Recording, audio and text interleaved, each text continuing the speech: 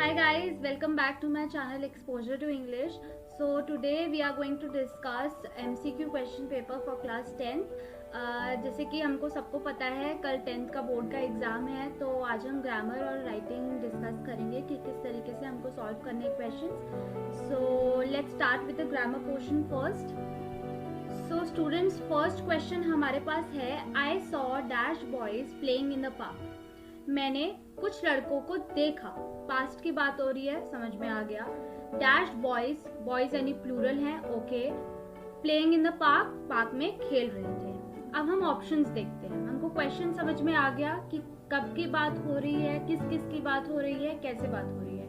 अब हम ऑप्शंस पे ध्यान देंगे. फर्स्ट ऑप्शन है हमारे पास अ लिटिल.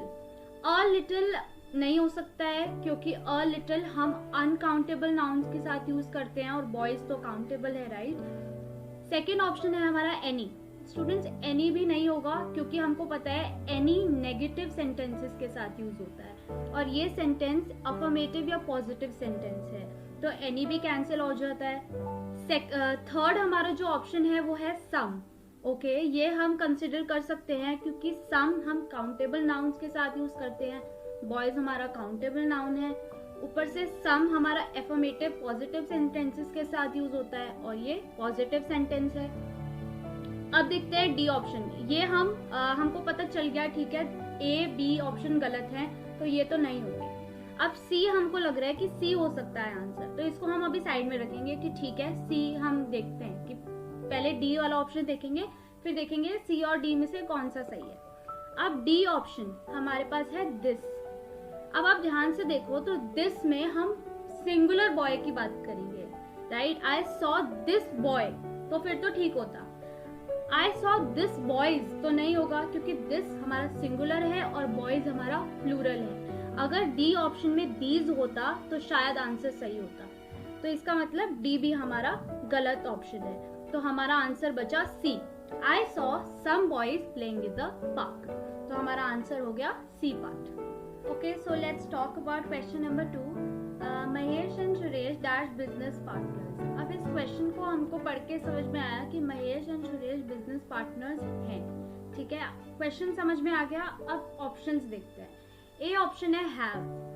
अब इसमें हैव क्यों नहीं होगा, क्योंकि हम हैव में पोजेशन की बात करेंगे और इस क्वेश्चन को देख के हमको लग रहा है कि हम पोजेशन की बात यहाँ नहीं कर रहे हैं, ठीक है. बी ऑप्शन है हमारे पास हैज. अगेन हैज भी नहीं होगा और ऊपर से हम हैज हमेशा थर्ड पर्सन सिंगुलर के साथ लगाते हैं, राइट. और यहाँ पे इस क्वेश्चन से वो मैच नहीं कर रहा है. सी ऑप्शन है हमारे पास आर. यस, ये आंसर हमारा हो सकता है. Mahesh and Suresh are business partner, ये हमारे क्वेश्चन के साथ भी मैच कर रहा है और यहाँ हम किसी पोजेशन की बात भी नहीं कर रहे हैं. अब डी आ गया हमारे पास हैड. अगेन हैड तो बिल्कुल भी नहीं होगा क्योंकि यहाँ हम पास्ट टेंस की बात नहीं कर रहे हैं, हम अभी भी प्रेजेंट की बात कर रहे हैं और हैड में अगेन पोजीशन आ जाता है, तो हमें आंसर मिल गया आर. अब आते हैं थर्ड क्वेश्चन पे. The thief explain how he dash from the jail. अब थीफ ने एक्सप्लेन किया, कर दिया, राइट, तो पास्ट में किया होगा. अब हमें इस क्वेश्चन को पढ़ के समझ में आ गया कि यहाँ पे हम पास्ट टेंस की बात कर रहे हैं. How he dash from the jail, कैसे वो जेल से भागा. तो थीफ ने हमको एक्सप्लेन किया पास्ट में कि वो जेल से कैसे भागा. अब ऑप्शंस देखते हैं. अब ऑप्शंस में सबसे पहले तो आपको ये ध्यान रखना है कि हमको पता है क्वेश्चन में हम पास्ट टेंस की बात कर रहे हैं, तो हमारा आंसर भी पास्ट टेंस से रिलेटेड होगा, राइट. अब हमारा ए ऑप्शन है एस्केप्स, तो ये तो पहले एलिमिनेट हो जाता है क्योंकि इसमें हम प्रेजेंट टेंस की बात कर रहे हैं, तो ये आंसर तो गलत होगा. बी है हैड एस्केप्ड. ओके, ये हमारा पास्ट टेंस की बात कर रहा है और ये हमारे क्वेश्चन से मैच भी कर रहा है, तो हम इसको साइड में रखते हैं अभी. सी ऑप्शन है एस्केप्ड. अब एस्केप्ड अगेन पास्ट टेंस की बात कर रहा है, इसको भी साइड रखते हैं. डी है हैज एस्केप्ड. हैज हम प्रेजेंट परफेक्ट टेंस में लगाते हैं, तो ये आंसर भी एलिमिनेट हो जाएगा. अब हमें पता है ए और डी तो हमारा आंसर नहीं है, बी या सी में से कोई हमारा एक आंसर है. अब हम क्वेश्चन देखेंगे. द थीफ एक्सप्लेन्ड, यानी उसने पास्ट में एक्सप्लेन किया और एक्सप्लेन करने से भी पहले वो जेल से भागा होगा, राइट. तो हम वहां पे पास्ट से भी पहले की बात कर रहे हैं. राइट। और जब ये कंडीशन होती है तो मैंने आपको रूल्स बताए थे टेंसेस में, उसमें हम हैड एस्केप्ड यानी कि पास्ट परफेक्ट टेंस का यूज करेंगे। तो आंसर हमें मिल गया हैड एस्केप्ड। क्वेश्चन को समझना बहुत इंपॉर्टेंट है। अगर क्वेश्चन समझ में आ गया तो आंसर तो हमको पता ही है क्या होगा, राइट। ग्रामर में यही चीज सबसे इजी होती है कि हमको रूल्स पता होते हैं ग्रामर के, हमको टेंसेस के, हमको डायरेक्ट इनडायरेक्ट स्पीच के रूल्स पता है। हमें क्वेश्चन पढ़ना है और देखना है कि हमारा ऑप्शन क्वेश्चन से कौन सा मैच कर रहा है। Okay, so let's talk about question number 4। Which option displays the correct change of the following to reported speech. Okay students, तो रिपोर्टेड स्पीच, हमारा डायरेक्ट इनडायरेक्ट स्पीच या फिर हमारा एक्टिव पैसिव, इनके तो क्वेश्चन जरूर आपके आएंगे ही आएंगे क्वेश्चन के। तो इनके ध्यान रखना कि सारे के सारे रूल्स एक बार ही पढ़ के जाओ अच्छे से, क्योंकि इसमें अगर रूल्स नहीं पता होंगे तो आप आंसर ठीक कर ही नहीं सकते हो। अब हम क्वेश्चन पे ध्यान देते हैं। He said to me I grew this carrot myself. उसने मुझे बताया कि उसने सारी की सारी कैरेट्स खुद उगाई हैं।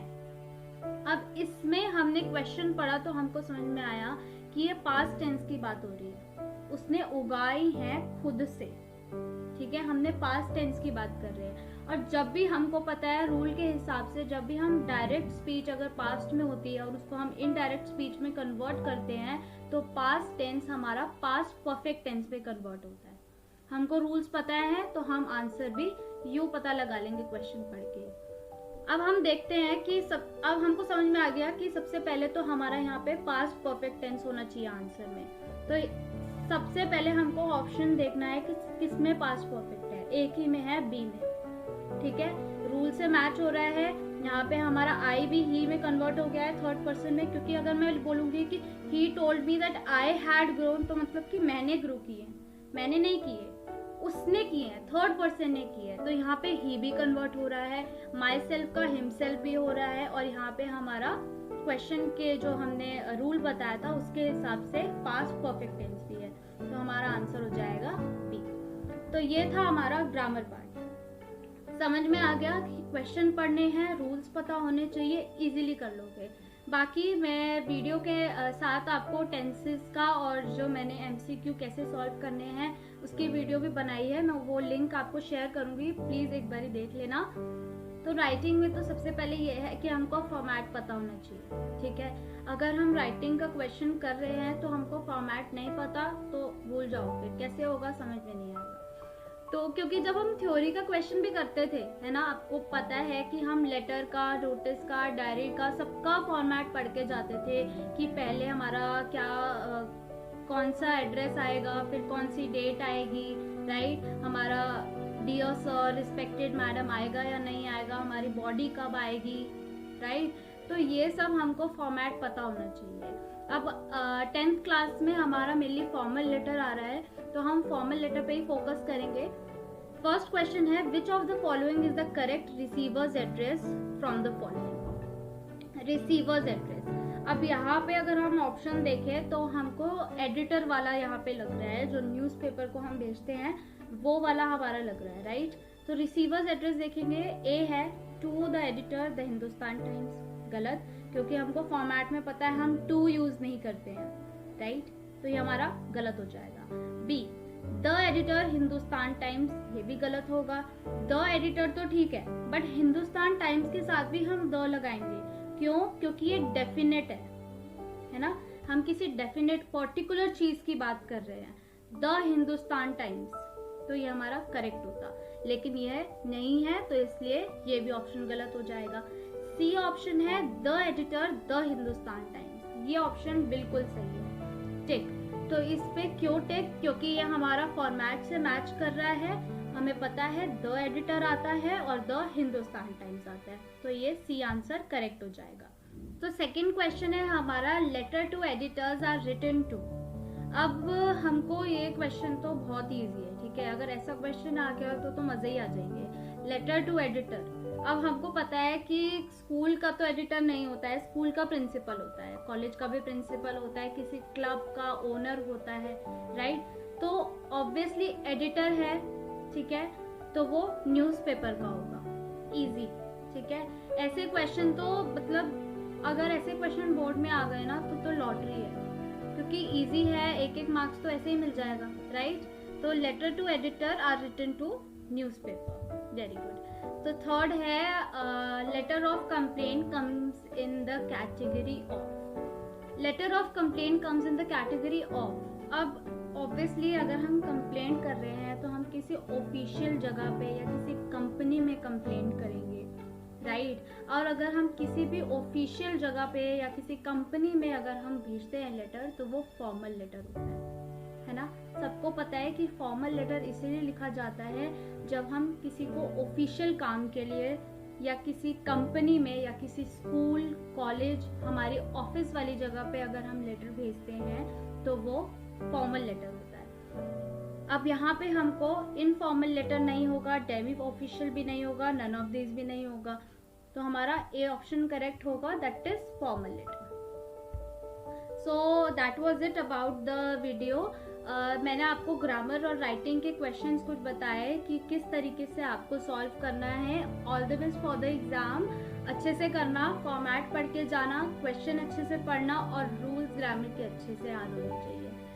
Thank you so much for watching the video. अगर आपको पसंद I like share and subscribe. कोई भी क्वेरी हो तो कमेंट सेक्शन में पूछना। Thank you.